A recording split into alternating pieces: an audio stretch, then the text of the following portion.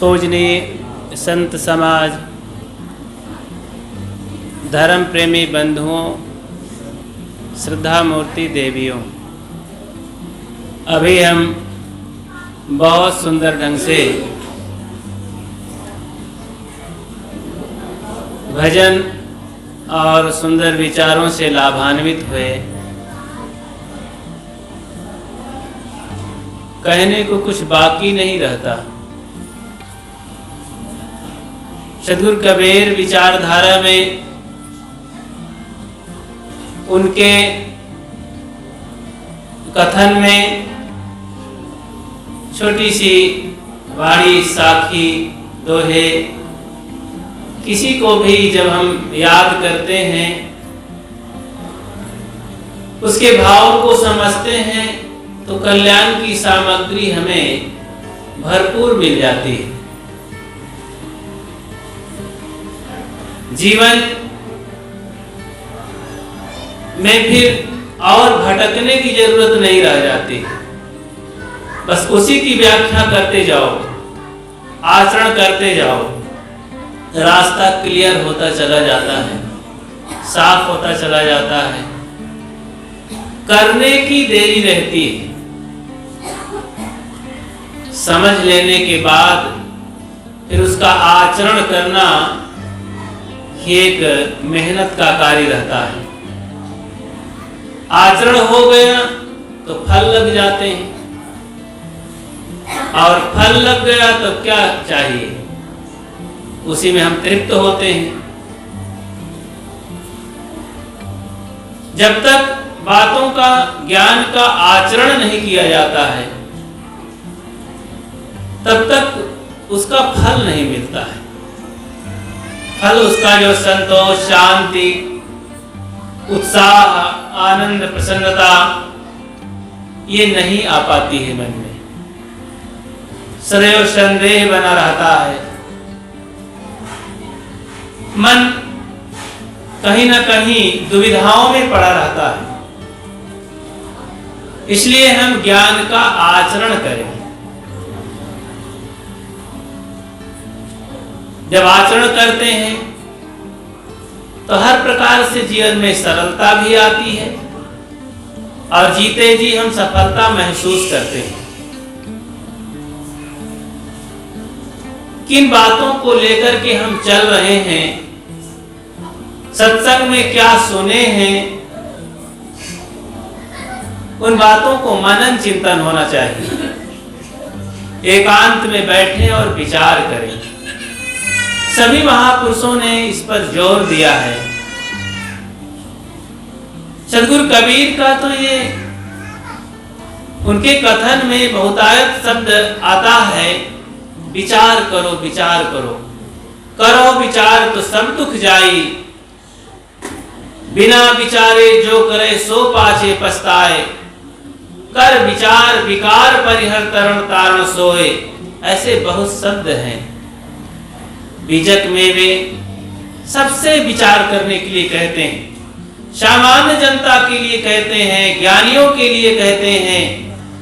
पंडित देखो हृदय विचारी, पंडितों को आमंत्रित करते हैं कि ज्ञानियों, पंडितों, हृदय में विचार करके देखो क्या सही है, क्या गलत है। ये सत्संग समाज में जो इकट्ठा होते हैं, सत्संग सभा हुआ करती है, तो ये विचार की जगह है। विचार विवेक करने के लिए, केवल मान लेने के लिए नहीं, विश्वास कर लेने के लिए नहीं, विचार करने के लिए होती है। मनन चिंतन एक मीटिंग है। व्यवहारिक मीटिंग करके लोग मुद्दा उठा करके उस पर विचार करते हैं। फिर न्याय निकलता है, निर्णय निकलता है कि इस बात को माना जाए, इसको किया जाए। किसी भी व्यवहारिक क्षेत्र में हो, आध्यात्मिक क्षेत्र में, धर्म के क्षेत्र में हम निर्णय करें, न्याय जो निकले विवेक से और शास्त्रों से, समाज से जो निर्णय निकले, जीने की राह निकले, न्यायोचित कल्याणकारी रास्ता निकले, तो उस बात को माना जाए, उस पर चला जाए। उसमें फिर मनुष्य का सबका कल्याण है, हर नर नारी का हित है, और उसमें फिर धन और धर्म दोनों आते हैं। व्यास जी महाराज चैलेंज देते हैं अपने ग्रंथों में, कई मनुष्यों, संसार के मनुष्यों, मैं हाथ उठा करके कहता हूं कि जिस धर्म के पीछे धन भी मिलता है, बढ़ता है, उस धर्म का सेवन नए मनुष्यों क्यों नहीं करते हो आप सब? धर्म जीवन के स्वभाव को कहते हैं। आपके अंदर दया है, दया एक धर्म है, क्षमा है, धर्म है, शील है, धर्म है, विचार है, धर्म है, विवेक है, धर्म है। सद्गुरु विशाल देव ने तो एक एक गुणों को धर्म कहकर व्याख्यानित किया है। सो गुरु गुरु गुरु ने धर्म सिखाए, उनका एक लंबा पद है कि गुरुदेव ने हमें धर्म की बात सिखाई। क्या सिखाई? उन्होंने बताया कि दया धर्म, सम्मान धर्म है, धर्म ही तैसी गाय। सो गुरु गुरु गुरु ने धर्म सिखाए। हे गुरुदेव, आपने हमें धर्म सिखाया है कि दया धर्म है, शील धर्म है, विवेक धर्म है, विचार धर्म है। इन सारे धर्मों के विषय में जब हम विचार करते हैं, आचरण करते हैं, तो हृदय गदगद हो जाता है। कहीं अलग से समय बर्बादी की जगह नहीं रह जाती, भटकाव नहीं रह जाता है। भीतर से इन गुणों के बीज स्फुरित उठते हैं, हरे भरे उठते हैं, पल्लवित हो जाते हैं, और फिर वृक्ष खड़ा होकर के फल देने लगता है। ये कहीं अलग से नहीं मिलते हैं। कहा जाता है कि इंसान बाजार गया तो वहां बाजार में अपनी नजर गड़ाते हुए देख रहा था कहां कौन सी दुकान है। देखा एक की दुकान में लिखा है बोर्ड में भगवान की दुकान। आश्चर्य हुआ, भगवान की दुकान? कैसी दुकान है? आज तक मैंने कपड़े की दुकान देखा और क्या क्या बहुत सारी दुकान देखा, लेकिन भगवान की दुकान यहाँ गजब है। चलो देखते हैं। कुतूहल हुआ, दरवाजा फाटक में हाथ लगाया, धक्का दिया, खुल गया दरवाजा, अंदर चला गया। देखा कि ओह बहुत विचित्र, अद्भुत, बड़े बड़े वहां पर खंभे पिलर खड़े हैं, इतना विचित्र सामान है, बहुत कीमती बेहद सामान अद्भुत हैं। देखकर आश्चर्य लगा, ये तो विचित्र दुकान है, भगवान की दुकान है। जो भी सामान देखता है, जिधर नजर करता है, बहुत विचित्र अद्भुत सामान, कभी ऐसा देखा नहीं था। सामने एक आदमी आता है, बहुत सुंदर ढंग से मीठे शब्दों में बोलता है, भाई साहब आपको भी कुछ सामान लेना है? बोले अद्भुत है, ये भगवान की दुकान है। बोले हाँ, यहाँ भगवान की दुकान है। क्या ये सामान बिकते हैं? ये तो बहुत कीमती होंगे सामान दुकान में। हाँ, बहुत कीमती है, ये अनमोल रत्न है। अच्छा, तो क्या ये बिकते हैं? बिल्कुल। क्या आप लेना चाहेंगे? कैसे देते हैं? बोले इसके ग्राहक तो कम होते हैं लोग, लेकिन जो आते हैं अगर वो समझदार हैं तो इसमें से ले जाते हैं। कैसे देते हैं? क्या भाव? बोले ये निःशुल्क मिलते हैं, इसमें बहुत दाम नहीं देना पड़ता है, लेना आप चाहो तो बताओ। तब जब ऐसी बात है तो मुझे फिर इसमें से दे दीजिए, कितना चाहिए? बोले 16-16 पैक कर दीजिए। 16-16 मतलब पूरा का पूरा। 16 आना कहते हैं ना, 16 आना बात सही है। तो मुझे पूरा जो भी आइटम है पैक कर दीजिए, कोई आइटम बचे ना। कहें ठीक है आप बैठिए, एक बेंच दे देते हैं, बता देते हैं आप यहीं बैठिए, विश्राम करिए, हवा लीजिए, मैं लाता हूं। थोड़ी देर में एक डिब्बा लेकर के आया और हाथ में पकड़ाया कि भाई साहब लीजिए, इसमें भगवान की दुकान का सारा सामान सारे इसमें मैं पैक कर दिया हूं। बोले अद्भुत है, आप इतने बड़े बड़े अद्भुत सामान को एक छोटे से डिब्बा में कैसे दे रहे हैं? बोले ये सामान नहीं दे रहा हूं, सामान का बीज दे रहा हूं, बीज थोड़ा ही होता है। बोले अच्छा समझाइए, तो मैं समझ नहीं पा रहा हूं। बोले संसार में एक से एक जो महान, जिस वजह से महान हुए, देवी देवता कहलाए, भगवान कहलाए, बड़े बड़े आविष्कार हुए, अद्भुत कार्य हुए, जिन्हें हम बुद्ध कहते हैं, महावीर कहते हैं, कबीर कहते हैं, लाओत्से कहते हैं, सुकरात कहते हैं, विवेकानंद कहते हैं, सदगुरु अभिलाष साहब कहते हैं, विशाल साहब कहते हैं, ये सब उन्हीं बीजों को ले करके विकसित किया है। वही बीज दे रहा हूं, ये भगवान की दुकान में बीज मिलते हैं और कहीं नहीं। बोले अच्छा तो दीजिए फिर। तो डिब्बा में भगवान के ये अद्भुत सामानों के बीज मिले। वो कौन से हैं? यही है, ये सत्संग क्या है? भगवान की दुकान है।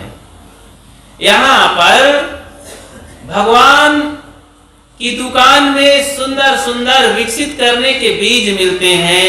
संत गुरुजन बताते हैं कि आप अपने इस हृदय में दया नाम का एक छोटा सा बीज है, इसे विकसित करो तो आप महान बन जाओगे। दया धर्म का मूल है, सदगुरु कहते हैं। जिस हृदय में दया नहीं है, दया धर्म नहीं तन में, मुखड़ा क्या देखे दर्पण में। जिसके हृदय में दया नहीं है वो इंसान नहीं है। जब इंसान नहीं तो भगवान नहीं बन सकता, देवता नहीं कहला सकता। इसमें क्षमा एक बीज है, उसे विकसित करो। जिसने विकसित किया क्षमा नाम के चीज को, वही तो एक नाथ कहलाए, लाओत्से कहलाए, सुकरात कहलाए, कबीर कहलाए। उन्होंने क्षमा नाम का बीज विकसित किया। न जाने कितने लोग दुख देने वाले हुए, आक्रमण किए, सताए, लेकिन सबको क्षमा करके अपने सद्गुण सदाचार में आनंदित रहे, हंसते मुस्कुराते रहे। तथागत बुद्ध को कितने लोगों ने दुख दिया, सताया उस जमाने में, उन्होंने क्षमा करके अपने बुद्धत्व में स्थित रहे, मुस्कुराते रहे, महान हो गए। आज हम सब लोग उनको हृदय से याद करते हैं, हृदय में बसाते हैं। संत ईसा ने विकसित किया क्षमा नाम के बीज को, तो ईसा हो गए और कहा हे प्रभु इनको देखना, इनको क्षमा करना। ये लोग नहीं जानते हैं कि क्या कर रहे हैं, अपने मारने वालों को क्षमा कर दिया, प्रार्थना करते हैं। तो कौन से बीज को विकसित किया तो महान हुए? क्षमा नाम के बीज को।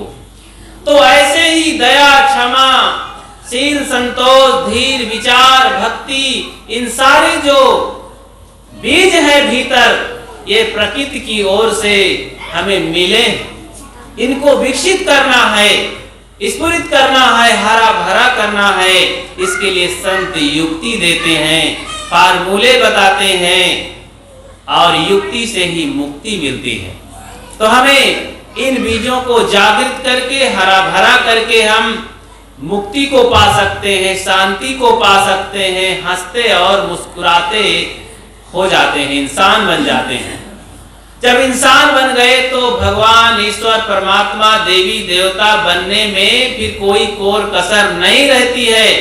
इसलिए हम इन बीजों को विकसित करें। वह इंसान इसको पा करके उस डिब्बे को लेकर के हर्षोल्लास से भर गया और अपने जीवन में भगवत प्राप्ति किया, शांति से सुखमय जीवन जी पाया।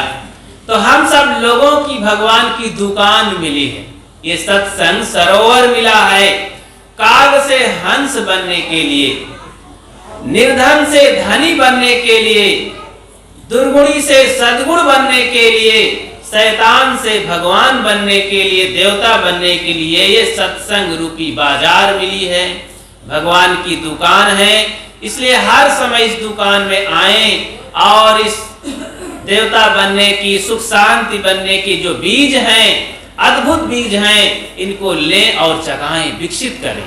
हमारे अंदर सब है। शांति से इशारा कर देते हैं कि छोटे छोटे जो सद्गुण हैं, इन्हीं से महान हुआ जाता है, इन्हीं से चैतन्यता जगाई जाती है। सद्गुरु कबीर का यही तो सत्संग है, यही तो ज्ञान है, यही तो विचार है। इसी पर विचार करके हम उस अद्भुत चीज को प्राप्त कर सकते हैं।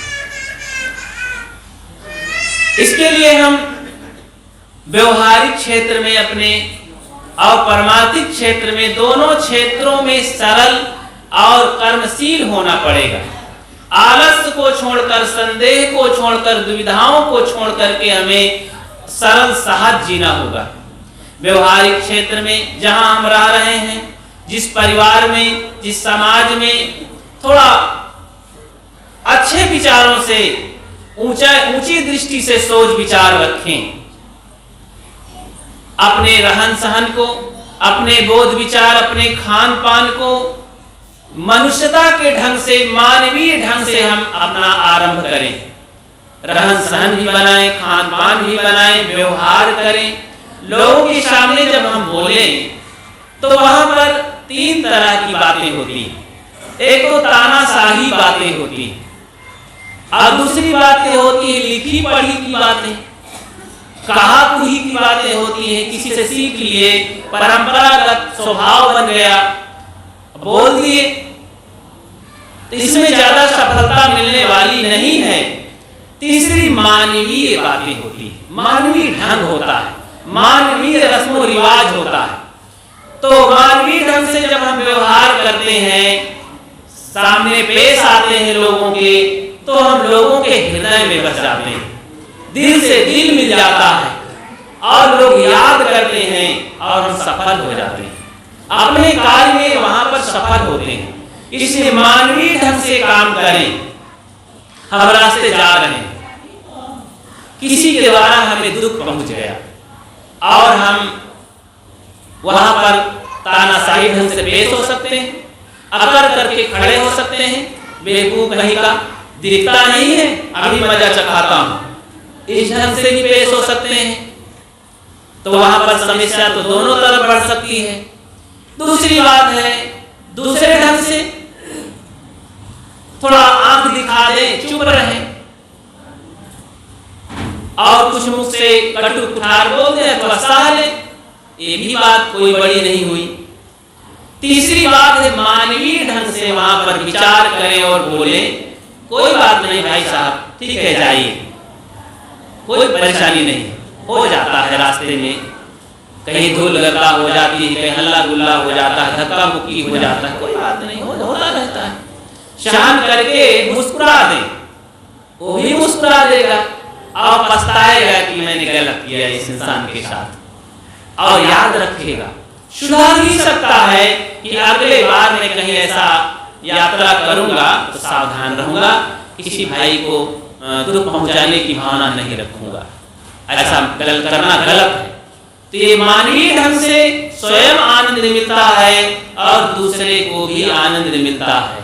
ऐसे हम परिवार में जब रहें तो थोड़ा विचार करें, एकांत में जाकर विचार करें और अपनी दिनचर्या में सोचें कि मैं क्या अच्छा काम कर सकता हूँ, कौन सा नया काम कर सकता हूँ अपने माता पिता के लिए, अपने भाई के लिए, अपनी पत्नी के लिए, अपने बच्चों के लिए, अपने मित्रों के लिए, कि आज उनको मैं सुख पहुंचा सकूं, उनको हंसी खुशी दे सकूं।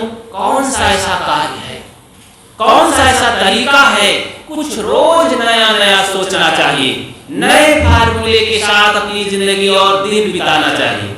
सोचे और ये भी सोचना चाहिए कि मेरे द्वारा कोई दुखी तो नहीं हो रहा है, कुछ दान पुण्य हो रहा है कि नहीं, कुछ धर्म का काम आज हुआ है कि नहीं, कुछ सेवा का कार्य हुआ है कि नहीं, तो विचार करें। नहीं हुआ है तो उसके लिए संकल्प लें, करना है। हुआ है तो आनंदित हो जाइए, बहुत अच्छा हुआ, आज का मेरा दिन सार्थक हुआ, अच्छा हुआ।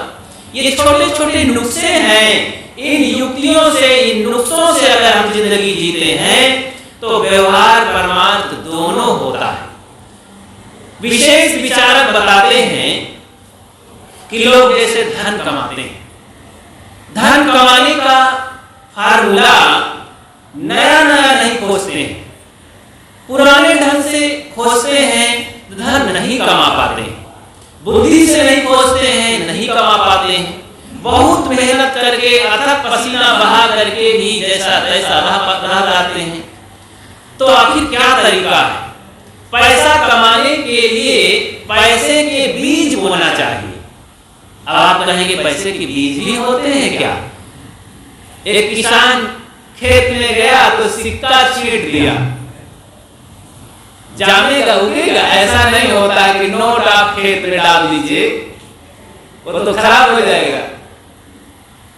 पैसा का बीज जब बोएंगे, वो है बीज है सेवा। कोई भी बिजनेस करते हैं, कोई धंधा करते हैं, कोई नौकरी करते हैं, किसानी करते हैं, सत्संग करते हैं, धर्म करते हैं, तो वहां सेवा का बीज बोना चाहिए। तो सेवा से पैसा बढ़ जाता है। तरीका है, एक उदाहरण छोटा सा बताएं। एक आदमी एक गैरेज की दुकान खोला, तो वहां पर देखा कि कई गैरेज की दुकान खाली खाली दिन भर पड़े रहते थे, कोई कार लेकर, मोटरसाइकिल लेकर नहीं आता था। कभी कभी तो मजदूरी भी नहीं निकल पाती, रोज का खर्च भी नहीं निकल पाता।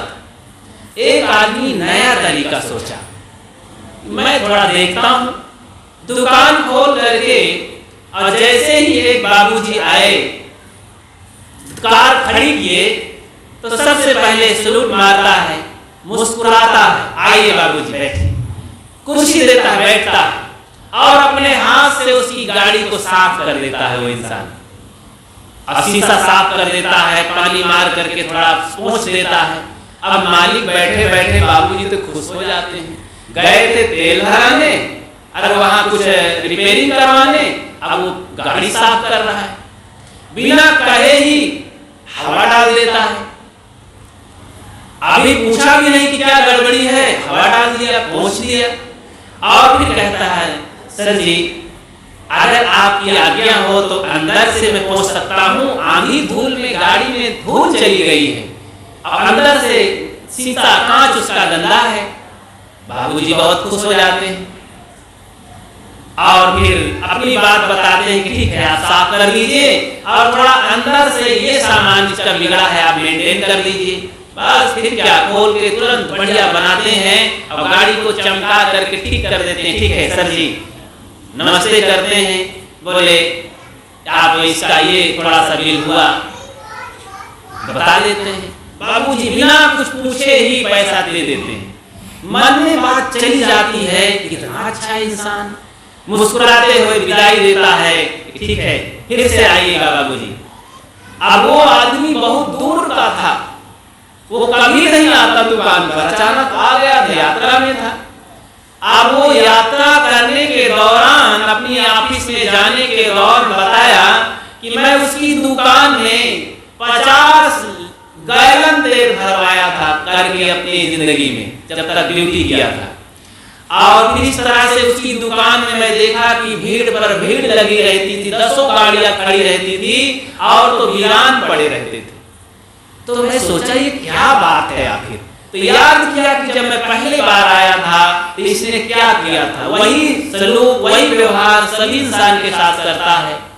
तो ये पैसा केवल काम का पैसा नहीं लेता है, वो खुश करके पैसा कमा रहा है, ज्यादा से ज्यादा ग्राहक आ रहे हैं और लोग खुशी से पैसा दे रहे हैं, हंसते हंसते, और प्रचार कर रहे हैं कि वो आदमी तो बहुत अच्छा है, उसके दुकान पर बहुत अच्छा रिपेयरिंग, बहुत बढ़िया गाड़ी बनाई जाती है। तो इतना पैसा वो कमा लिया था थोड़े दिन में, और लोग देख रहे थे क्या तमाशा हो रहा है, हमारी तरफ कोई आ नहीं रहे हैं लोग। तो ये क्या किया था, वही किया था, सेवा किया था उसने। तो पैसा कमाने के बोया था, इसलिए ग्राहक बहुत बन गए थे और लोग आकर के काम करवाते थे और खूब पैसा मिलता था। ऐसे ही कहीं रहे हम सेवा करें। गुरु जी बताया करते थे, गोंडा की बात है कि जब पाकिस्तान से एक भगाया हुआ आदमी जब बंटवारा हुआ था तो वहां से भगाए गए थे, तो एक आदमी आया था भारत गोंडा क्षेत्र में, लड़का था और उसको खाने के लिए भी नहीं मिल रहा था, काम भी नहीं मिल रहा था। कई दिन भटका, काम नहीं मिला तो कुछ हलवाइयों और दुकानदारों के सामने झाड़ू लगाने लगा, सेवा करने लगा। 2-3-4 दिन के बाद दुकानदारों ने देखा कि इतना बढ़िया साफ कौन करता है, दरवाजे पर झाड़ू लगाता है, कौन करता है भाई? पता लगाया, लुक छिप के देखे तो वही आदमी, वही लड़का। लोग पूछे, हकीकत बताया उसने कि मुझे काम नहीं मिल रहा था, तो बेकार से तो कुछ काम करना अच्छा है, बेकार करना अच्छा है, तो काम अच्छा ऐसी बात है तो चलो हमारी दुकान में काम करो। चूड़ी की दुकान में उसे काम मिल गया। अब सीखते सीखते 1 2 4 साल किया। अब होलसेलर दुकानदार था, उसके काम करने के सिलसिले में बहुत दुकान चमक गई, ट्रक का ट्रक माल आने लगा। इसके बाद वही लड़का दुकान से निकल के अलग दुकान खोल लिया और होलसेलर स्वयं बन गया। अब उसके दुकान में ट्रक का ट्रक माल आने लगा। 4-5 साल 6 साल के अंदर इतना बड़ा आदमी बन गया। क्या कहना, क्या किया? सेवा किया। तो कहीं भी हम रहें, केवल धर्म क्षेत्र में ही सेवा न करें, यहाँ तो सेवा की जगह है। संत बताते हैं सेवा ही उन्नति का साधन है, ये उन्नति का साधन सेवा है। तो धन कमाने के क्षेत्र में भी सेवा करें। सेवा कभी अकारत नहीं जाती है। ये ना सोचें कि इस ग्राहक से हमको तो कोई मतलब नहीं है, कर दीजिए सेवा। कहीं भी बिजनेस करते हो, धंधा करते हो, फैक्ट्री में काम करते हो, खूब मन लगा करके काम करें। घर में सेवा कर दें, अतिथि आए सेवा कर दो, तो आश्रम में भी सेवा कर दो। कोई भक्त आए हैं, संत आए हैं, सेवा कर लीजिए, देखिएगा उसका लाभ मिलेगा और चमक जाएगा। जिन आश्रमों में सेवा नहीं होती है संत भक्तों की, वो आश्रम वीरान पड़े रहते हैं। जिन भक्तों के यहाँ संत गुरुजनों और अतिथियों की सेवा नहीं होती है, वो घर वीरान रहते हैं, उन्नति से नहीं होते हैं। आप देखे होंगे अपनी जिंदगी में, जिन घरों में अतिथि मेहमान की खूब सेवा होती है, ये वैदिक वचन है, उस घर में कोई कमी नहीं रहती है। कहीं ना कहीं से धन की पूर्ति इतना होती रहती है, सुख समृद्धि रहती है, रोग भी उस घर में नहीं आते हैं जल्दी से। अन्य घरों में रोग दवाई करवाते करवाते लोग परेशान रहते हैं, लाखों रुपए साल में चला जाता है दवाई में ही। लेकिन उन घरों में देखोगे जिन घरों में संत गुरुजनों की अपार सेवा अतिथियों की होती है, गरीबों की होती है, तो उन लोगों का पैसा काहे को जाएगा, रोग में, सेवा में जा रहा है। एक हमारे सिद्धि साहब बल्लासा के थे, महाराष्ट्र के थे, वो बताया करते कि साहब मेरा भाई मुझ पर हंसता है कि अरे तुम इधर उधर क्या भागते रहते हो, इन धर्म कर्म में बताइए लाखों रुपए लगा देते हो, साल में कहीं किराया में, कहीं दान पुण्य में, कहीं भंडारा में दे रहे हो।